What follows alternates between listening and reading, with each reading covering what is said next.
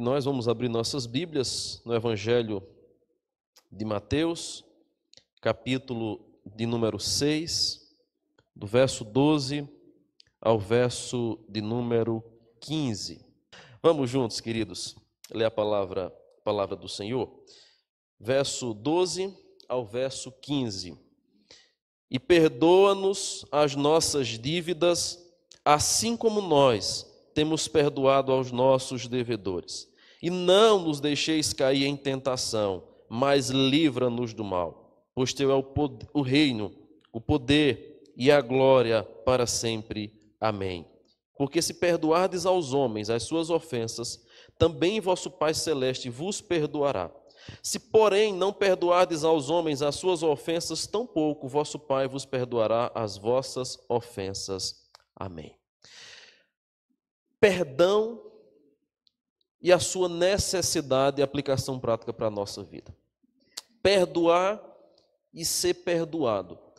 Como que nós necessitamos, queridos irmãos, como que nós necessitamos de perdão e também de perdoarmos as outras pessoas? John Stott, quando fala sobre esse texto, ele vai dizer que o perdão, ele é tão indispensável à vida e à saúde da alma, como o alimento é indispensável para o corpo. Na semana passada, nós falamos sobre esse aspecto do Deus de toda providência. A gente então meditou sobre o pão nosso de cada dia. Nós necessitamos do pão. Nós necessitamos do alimento. Nós necessitamos de sustento físico. Mas logo após o pão, o pedido pelo pão, vem o pedido por perdão.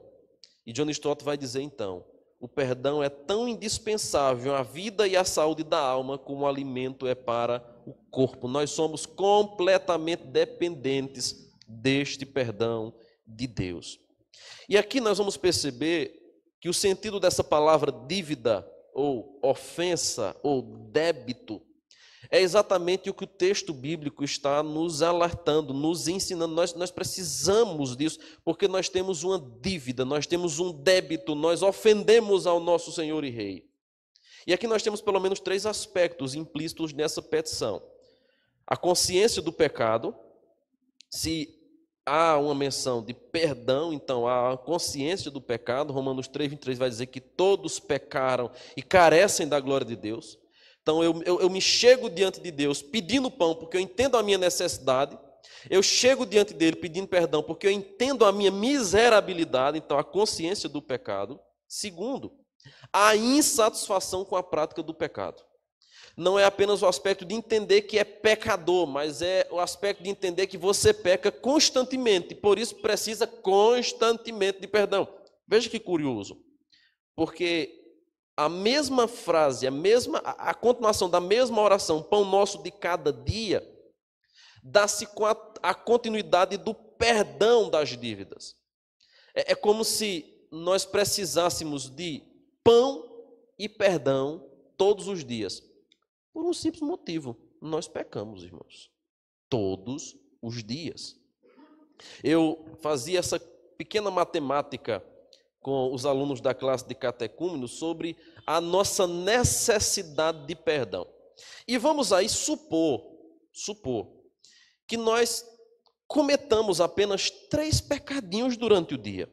Lembre-se você que nós pecamos por palavras, por ações, por pensamentos e ainda mais pecamos por omissão. 4 vias principais que a gente exerce pecado. A gente comete pecado. Palavras, ações, pensamentos e omissão. Muito do nosso pecado é aquilo que nós deveríamos fazer, mas não fizemos e pecamos quando nós somos omissos à prática daquilo que Deus nos ordena. Então vamos fazer uma pequena somatória. Supondo que você seja uma pessoa muito santa, que peque apenas 3 vezes ao dia, entre palavras, pensamentos, omissões e práticas, você pecando 3 vezes ao dia, durante um ano, com 365 dias, por ano, você comete, no mínimo, se você for uma pessoa santa, santíssima, 1.095 pecados. Se você for uma pessoa santa, santíssima, muito santa. 1.095 pecados. Aí você multiplica 1095 pecados pela sua idade. Vamos colocar aqui uma média de 40 anos, né? Contemplando os mais jovens e os mais experientes. Você sendo uma pessoa santa, santíssima, você cometeu no mínimo 43.800 pecados. Com 40 anos de idade e cometendo apenas 3 pecadinhos durante o dia, entre palavras, ações, pensamentos e omissões. A minha dívida e a sua dívida diante de Deus não é muito pequena, não. Se um só pecado, nos é suficiente para nos lançarmos, para nós sermos lançados no inferno, porque Tiago vai dizer que quem quebra um mandamento, involuntariamente sai quebrando todo o resto da lei, nós temos uma grande dívida diante do Senhor. Nós temos uma grande ofensa e débito para com Ele, por causa dos nossos pecados. Então nós precisamos ter a consciência do nosso pecado. E precisamos ter essa insatisfação com a prática contínua e diária do nosso pecado. Não é apenas pedir perdão geral pelos pecados que nós cometemos, mas é constantemente nós nos arrependermos, porque diariamente nós pecamos. Essa é a razão pela qual todo o culto que a gente tem está lá, oração de confissão de pecado. Ah, pastor, mas isso não é repetitivo demais? Todo domingo orar pela oração de confissão, orar confessando os pecados, é nada. Todos os dias você precisa pedir perdão do pecado, quem dirá uma vez por semana em um culto dominical. É o mínimo do mínimo que a gente pode fazer ao nos apresentarmos em um culto ao Senhor, dizer, Senhor, eu estou aqui, perdão, Senhor. Eu não sou digno de estar em tua presença, mas eu estou aqui, tem misericórdia de mim, porque eu sou pecador. É a consciência do pecado e a insatisfação com a prática do pecado. Terceiro aspecto implícito nesta petição é a incapacidade de pagar a dívida. Se eu tenho uma dívida tão alta, da qual não há valor financeiro, nem há esforço humano que possa pagar por ela, eu sou incapaz. Eu sou incapaz de liquidar essa minha despesa, ou essa minha grande dívida para com o Senhor. Então, a consciência do pecado, a insatisfação com a prática do pecado e a incapacidade de pagar esta dívida deve gerar em nós esse sentimento de oração ao Pai que é misericordioso. Ao Pai que é provedor, mas que também é misericordioso, que nos perdoa. E quando a gente vai para a Bíblia Sagrada, olharmos especialmente esse aspecto Antigo e Novo Testamento, lá no Antigo Testamento nós temos 3 termos hebraicos a respeito do perdão. O primeiro termo hebraico mais utilizado para perdão é a palavra kippur, que significa reconciliar, cobrir, purgar, expiar, perdoar. Essa palavra, ela está muito ligada ao sacrifício. É uma menção para dizer que, de alguma maneira, a expiação foi efetuada. Aí você vai encontrar inúmeros textos de Êxodo 32, Levíticos 8, Números 5, Deuteronômio 21, 2 Samuel 21, Salmo 65, 78, 79, Isaías 6, Isaías 22, 43, Jeremias 18, Daniel 9, Ezequiel 16 e 45, que falam do perdão, utilizando essa expressão kippur, que é a ideia de que eu fui reconciliado, eu fui coberto, eu fui purgado, expiado, eu fui perdoado. Uma segunda expressão muito utilizada no Antigo Testamento para perdão é a palavra nasha, que significa elevar, carregar, remover, remir, levantar e também livrar. Se você observar aí, o texto vai nos dizer, após a oração por perdão, não nos deixes cair em tentação, mas livra-nos do mal. É a mesma ideia sendo abordada aqui no texto. E uma terceira palavra muito utilizada no hebraico para perdão é a palavra salar, que significa perdoar, como sempre é derivada, esquecer e desculpar. São 3 termos que comumente o texto hebraico aplica a palavra perdão, cada um com aplicações e com uma dimensão mais ampla, para que a gente entenda o quanto que esse perdão de Deus, ele alcança-nos por completo, purgando, expiando, nos livrando, nos elevando e também pagando a nossa dívida. Quando a gente vai para o Novo Testamento, nós vamos encontrar 4 termos no grego. Nós vimos 3 termos no hebraico, onde o perdão é mencionado. No Novo Testamento, nós encontramos 4 palavras, que são as principais utilizadas, que falam sobre o perdão. A primeira delas é paresis, que significa remissão, não levar em conta, deixar passar, mandar embora ou passar por cima. Passar por cima é a palavra paresis para perdão. Você vai lembrar, por exemplo, do evento da Páscoa em Êxodo capítulo 12, onde o povo deveria passar sangue nos umbrais da porta e a morte passaria por cima daquela casa. Que, inclusive, o próprio termo Páscoa significava isso. Passar por cima é perdão, é remissão, é livramento, é ato de misericórdia para com aquele que merecia morrer, mas que por sangue foi liberto. Nós temos um outro termo também utilizado no grego, que é o termo alfemi, que significa deixar ir, enviar, soltar, cancelar, abandonar. O outro termo também enfático para mostrar esse aspecto de como foi o perdão de Deus para conosco. Deixar ir embora, é libertar as cadeias, é soltar, cancelar, abandonar aquela dívida.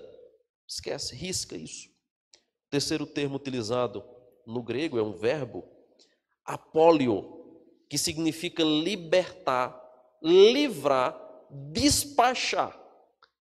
Nesta menção, que a gente vai encontrar, inclusive em Mateus 5, verso 31, quando o texto diz assim, também foi dito aquele que repudiar sua mulher, lhe dê carta de divórcio. E no versículo de número 32, diz, aquele que repudiar sua mulher, exceto em caso de relações sexuais ilícitas, a expõe a tornar-se adúltera. Quando Cristo trata sobre esse aspecto da necessidade do perdão no casamento e do aprisionamento que é esse aspecto do divórcio errôneo, nós encontramos então a menção bíblica, uma referência bíblica a esse aspecto de perdoar, de livrar, de despachar. Um quarto termo grego que a gente encontra para perdão no Novo Testamento é o termo charizomai. E esse termo significa mostrar favor ou bondade. Dar como favor. Ser gracioso para com alguém. Perdoar. A Bíblia usa vários termos, 7 ao todo, especialmente, quando falam sobre o perdão. Palavras da mesma raiz, da mesma origem, mas com uma amplitude de significado para mostrar como que o perdão ele alcança várias áreas, contextos e situações que nós possamos enfrentar ao nos tornarmos devedores de alguma coisa. É diante disso, então, que a oração do Pai Nosso agora traz essa sua conclusão com essas duas petições, perdão e livramento. Eu queria então falar sobre o Deus de toda misericórdia. Semana passada falamos sobre o Deus de toda provisão. Hoje é sobre o Deus de toda misericórdia, que faz duas coisas, pelo menos, nessas duas últimas petições. Primeiro, é o Deus que perdoa nossas dívidas. Segundo, é o Deus que nos livra do mal.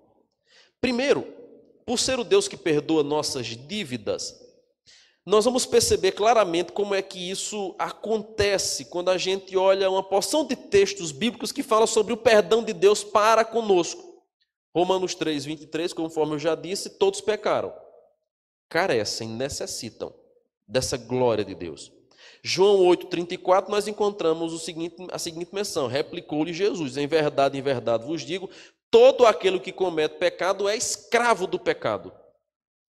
Lá em Romanos 7, 17, Paulo vai dizer, neste caso, quem faz isso já não sou eu, mas o pecado que habita em mim. Lá em 1 João 1,10, João vai dizer, se dissermos que não temos cometido pecado, fazemos-lo mentiroso, e a sua palavra não está em nós. Nós necessitamos do pecado, do perdão de pecados. E o Deus de toda misericórdia é aquele que nos perdoa dos nossos pecados. Esse é o primeiro aspecto que revela essa sua grande e vasta misericórdia para comigo e para com você. Nós somos grandes pecadores, mas temos um Deus grande em misericórdia e rico em perdoar. E é isso, então, que a gente vai perceber agora quando, lá em Lucas capítulo 5, versículo 8, Simão prostra-se aos pés de Jesus e vai dizer: retira-te de mim, Senhor, porque eu sou pecador.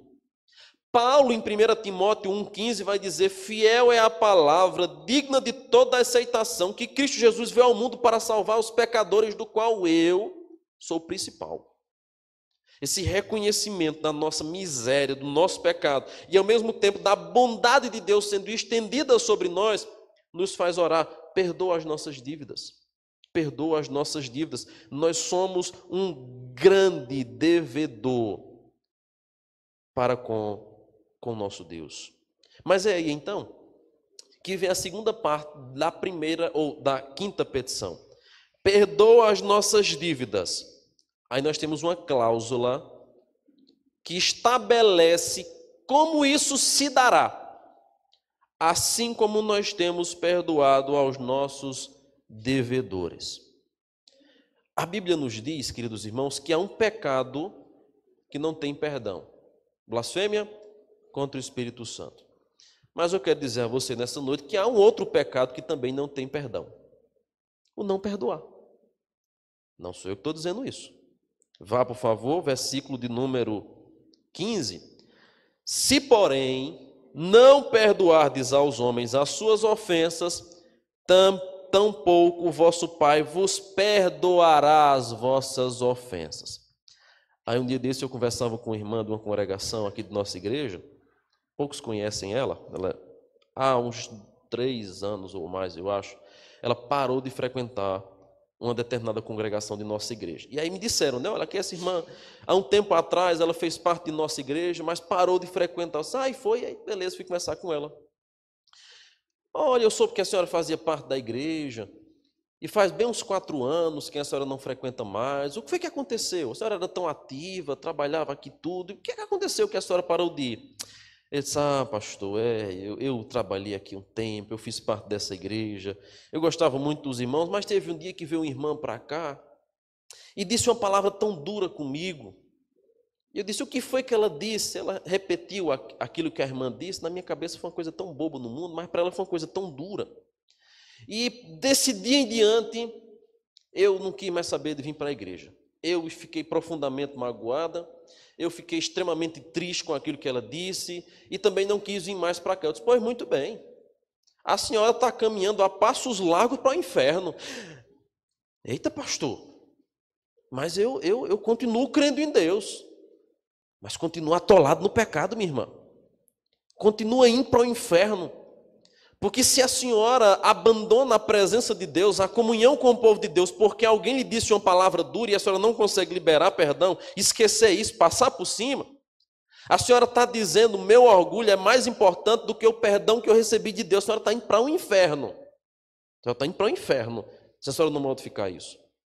Irmãos, por vezes, nós queremos orar a oração do Pai Nosso: perdoa, Senhor, as minhas dívidas, mas não liberamos perdão. E aqui nós temos uma cláusula que isso é claramente estabelecido. Se eu não perdoo, isso demonstra, tipifica, simboliza que também eu não fui perdoado por Deus. A minha falta de perdão reflete o meu distanciamento do Deus gracioso e perdoador. E eu quero lembrar você então a passagem de Mateus 18. Veja, por gentileza, esse texto tão importante. Todas as vezes quando a gente fala sobre perdão e por que nós precisamos perdoar.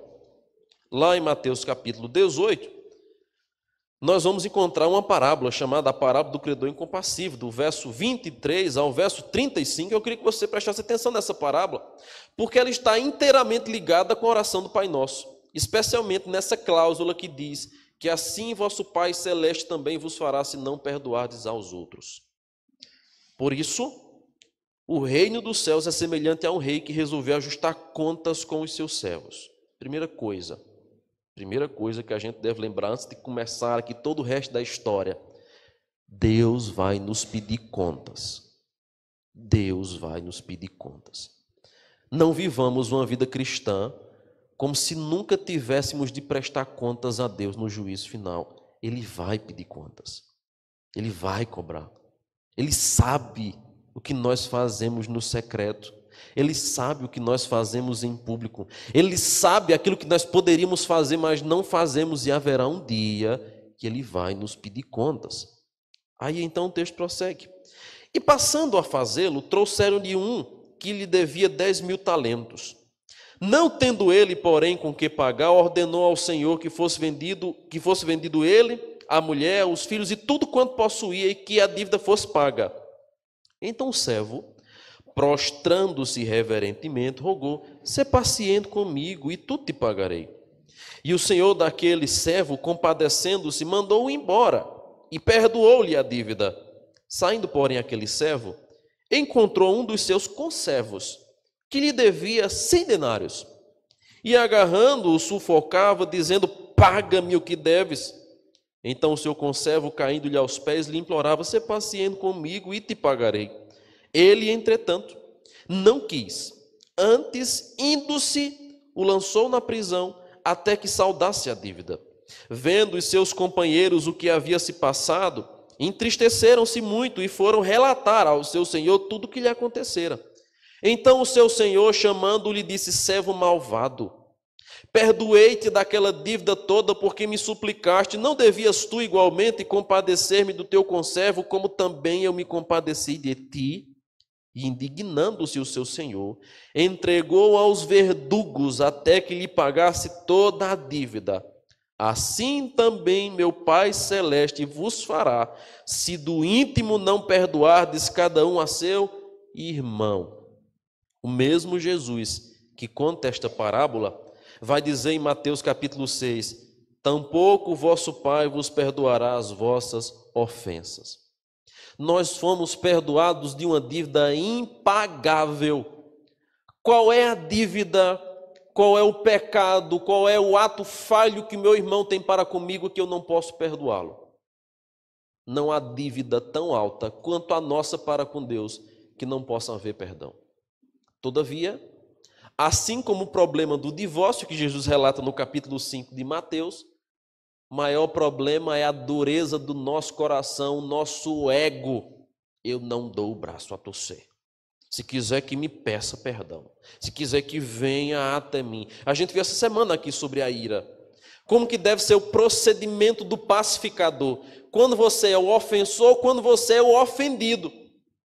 A lição de Cristo é exatamente essa, de que mesmo quando nós somos o ofendido da história, nós devemos buscar a reconciliação e liberar perdão. Até porque, conforme já disse o reverendo Hernandes, não perdoar ou guardar a mágoa é como tomar um copo de veneno esperando que o outro morra. Você vai continuar aprisionado nesse sentimento, nessa mágoa, nessa lembrança, nessa angústia por algo que alguém lhe fez. Jesus vai então dizer que se não perdoarmos aos outros, o nosso Pai Celeste também não nos perdoará. Então, além da blasfêmia contra o Espírito Santo, se lembre que a falta de perdão mostra que você é alguém que não foi perdoado por Deus. Então, meu irmão, minha irmã, se você é difícil em liberar perdão, se você é alguém duro de coração, se você é alguém orgulhoso, que não gosta de dar o braço a torcer, que não gosta de baixar a cabeça, que não gosta de confessar os seus pecados, de reconhecer o quanto você é pecador, hoje à noite, Jesus está chamando sua atenção. Porque isso é uma evidência, é um sinal de que talvez você seja alguém que não foi verdadeiramente, genuinamente perdoado. Porque aqueles que foram perdoados, o que é que farão? Perdoarão.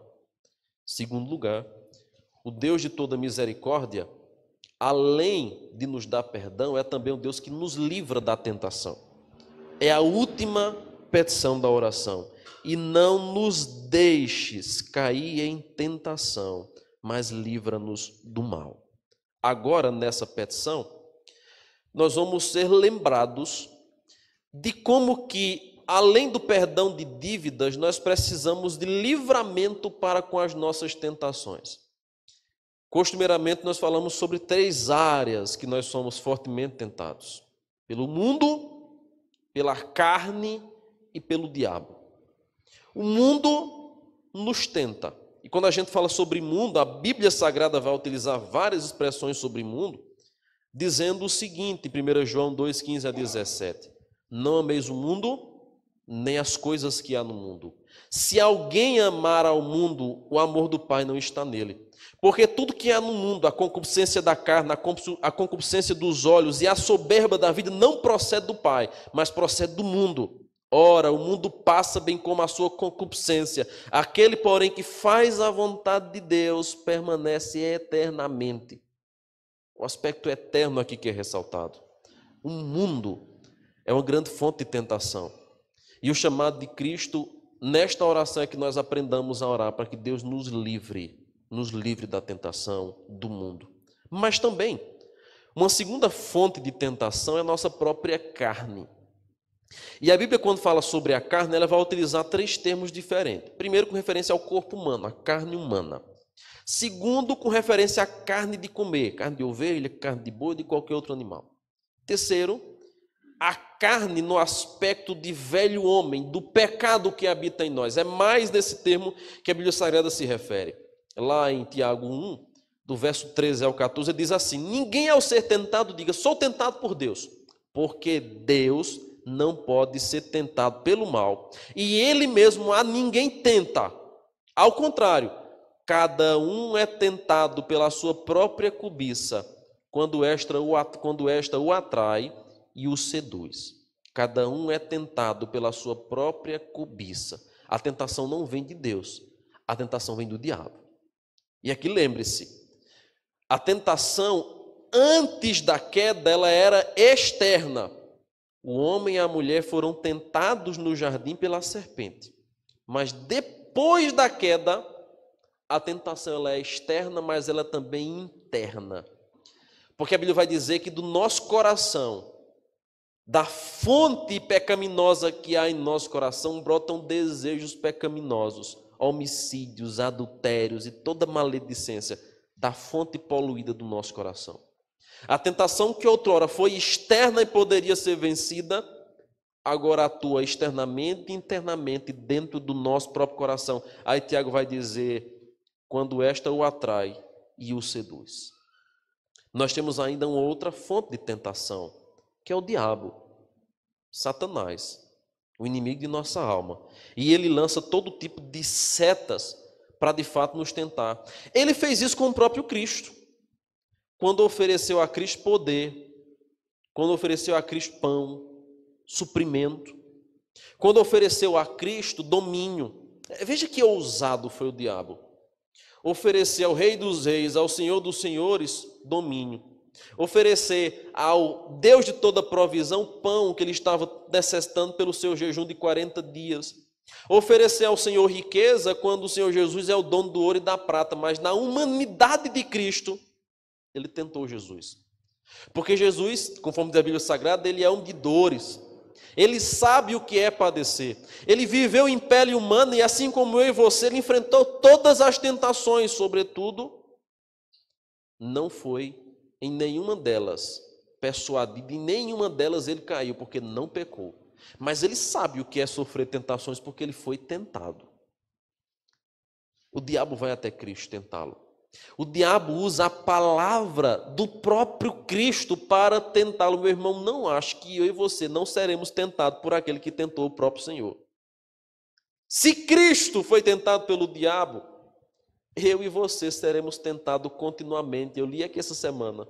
O diabo, nosso adversário, ele anda ao nosso redor. Ele procura uma brecha. Ele procura um espaço. Quando preguei sobre Neemias lutando pela família, eu falei sobre esse aspecto que o diabo tenta ceifar a nossa família, ele tenta atacar a nossa família, mas a nossa vida espiritual, a nossa vida para com Deus também é tentada a todo instante, a toda hora. O diabo procura uma oportunidade para nos seduzir, para nos tentar. E nessa petição nós oramos para que Deus perdoe nossas dívidas, mas também não nos deixe cair em tentação. Tentação nós sofreremos, mas que Deus não nos deixe cair na tentação. Que nós possamos fugir, que nós possamos correr, que o Senhor nos livre de cairmos na tentação. É diante disso, então, que nós vamos encontrar a Bíblia Sagrada nos recomendando em 1 Coríntios 10, 12 a 13, Paulo dizendo o seguinte: aquele, pois, que pensa estar em pé, veja que não caia. Aquele que pensa estar em pé, veja que não caia. De vez em quando a gente se depara com algum crente soberbo, né? Que escandaliza-se com o pecado do outro de maneira extrema, eu logo identifico um propenso fariseu. Paz, que coisa absurda alguém cometer isso. Isso é inadmissível. Este alguém poderá fazer coisas piores ainda. Sabe por quê? O sentimento de quem reconhece que é pecador, quando vê o pecado do outro, fica indignado, é claro. Não estou dizendo que você não vai se indignar com o pecado dos outros, não. A gente tem que se indignar com o pecado, seja ele qual for, de onde vier, de onde proceder. Mas o que deve gerar em nosso coração é: Senhor, tem misericórdia de minha vida, para que o mesmo não aconteça comigo. Ainda que essa área aí não seja a minha fonte de tentação, mas tem misericórdia de mim, Senhor. Eu sou pecador, tem misericórdia de mim. Aqui, Paulo então vai dizer o seguinte na continuação: não vos sobreveio tentação que não fosse humana, mas Deus é fiel e justo. E Ele não permitirá que sejais tentados além das vossas forças. Pelo contrário, juntamente com a tentação, vos proverá livramento, de sorte que possais suportar. Livra-nos, diz a oração do Pai Nosso. A tentação virá, mas ela não será maior do que o poder de suportá-la. E junto com a tentação, também virá o livramento da parte de Deus, para que a gente não caia na tentação.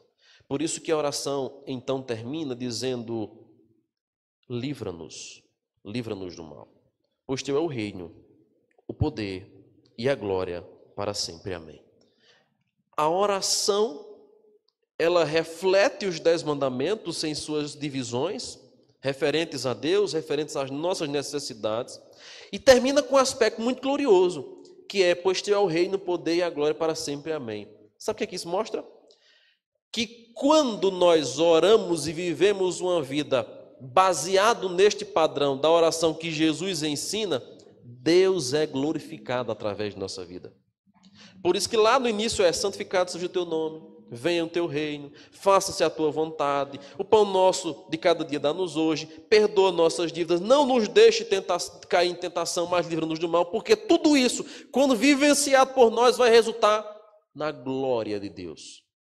Pois teu é o reino, teu é o poder para todo sempre. Finalmente, irmãos, se Deus nos perdoa de todos os pecados, por que é que então eu devo pedir perdão na oração?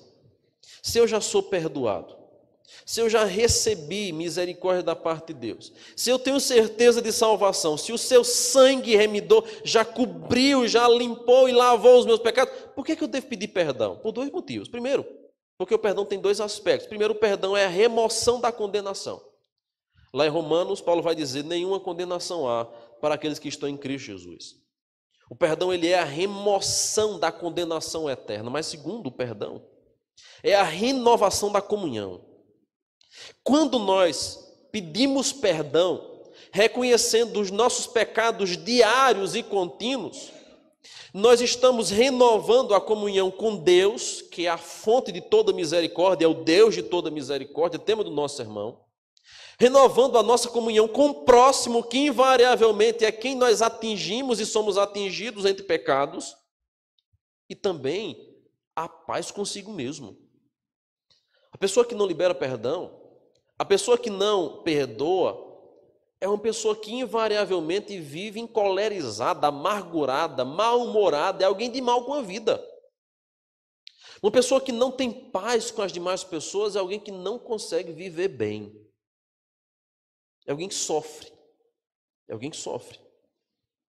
Esses dias em uma visita a uma pessoa descrente, que havia enfrentado uma situação séria no casamento, eu e minha esposa percebemos nitidamente o olhar, o semblante, a maneira pesada como aquela mulher se portava em sua casa, relatando os problemas que enfrentou com seu marido e tudo mais, aquela coisa toda. E a gente percebia assim, claramente o semblante de tristeza, de amargura, de dor, de frieza para com algumas situações.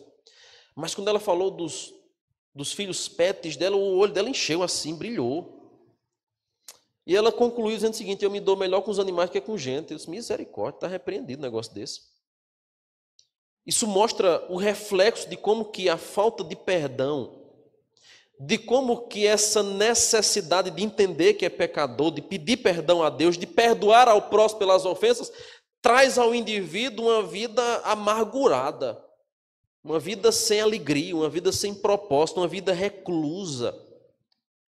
Mas quando nós pedimos perdão, queridos irmãos, nós renovamos a comunhão com o nosso Deus, mas também a comunhão com o nosso próximo. E a paz interior que vai abundar, porque aonde há perdão, há graça. Aonde há perdão, há libertação. É como que quebrando cadeias. Você chorar, como diz o reverendo Hernandes, mas sem sentir dor. Se diz alguém me procurou no gabinete para perguntar, pastor, eu perdoei uma pessoa por uma ofensa que me fez no passado, agora eu não, assim, nunca consegui apagar da minha mente. E eu então perguntei, isso dói ainda na sua vida? Não dói mais, pronto. Enquanto não tiver amnésia, você vai lembrar. Vai lembrar. Mas isso não vai lhe doer. É você lembrar, mas você não vai mais doer com aquilo. Você não vai sentir dor. Você não vai mais se recomover, você não vai mais sentir gastura subindo em você, crises tomando a sua vida por conta disso. Você não sentirá mais dor, porque o perdão ele é libertador. Então, o nosso Deus de misericórdia nos perdoa, para que a gente possa liberar perdão. Diante disso, finalmente, não se ache tão ofendido ao ponto de não poder liberar perdão. Lembre-se do credor incompassivo. Não tem pecado tão sério que não possa ser perdoado, visto que você foi perdoado de pecados muito mais sérios pelo Senhor. Não use também do perdão como uma premissa para pecar. Eu já sou um predestinado mesmo, eu já sou escolhido, eu vou agora me entregar ao pecado. Aquele que faz isso demonstra que nunca foi perdoado devidamente por Deus, verdadeiramente por Deus. Porque aquele que foi perdoado não vai ter mais prazer no pecado. Ele vai pecar como um acidente, mas não como uma atitude contínua da sua vida. E finalmente, queridos irmãos, que nossa vida, nossa oração, o nosso liberado de perdão também vise a glória de Deus, pois é assim que a oração termina, pois teu é o reino, o poder e a glória para sempre. Amém. Deus é glorificado quando nós entendemos esses princípios da oração do Pai Nosso. Que eu e você possamos descansar na sua providência, na sua provisão, mas que também possamos ser agentes liberadores de perdão para com aqueles que nos ofendem. Vamos ficar em pé? Vamos orar nesse instante.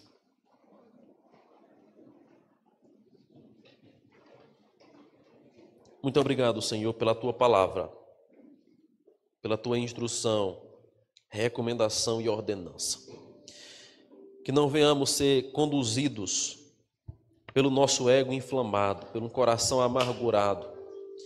Que não venhamos ser conduzidos por uma conduta pecaminosa que torna a nossa vida mais dolorosa, mais amargurada, que torna os nossos dias cansativos e pesados, que torna a nossa vida espiritual um cemitério. Tem misericórdia, Senhor. Que nessa noite nós possamos entender a necessidade de liberarmos perdão, porque fomos perdoados de algo tão alto. Se há alguém aqui nessa noite, ou que esteja nos acompanhando de casa pela transmissão, que tem vivido entre esse conflito, esta angústia e ansiedade por falta de perdão, que hoje seja uma noite de liberação de perdão, para que assim possamos desfrutar da comunhão, da renovação da comunhão contigo e com o próximo, mas também paz interior. Nós oramos ao Pai em nome de Jesus. Amém e amém.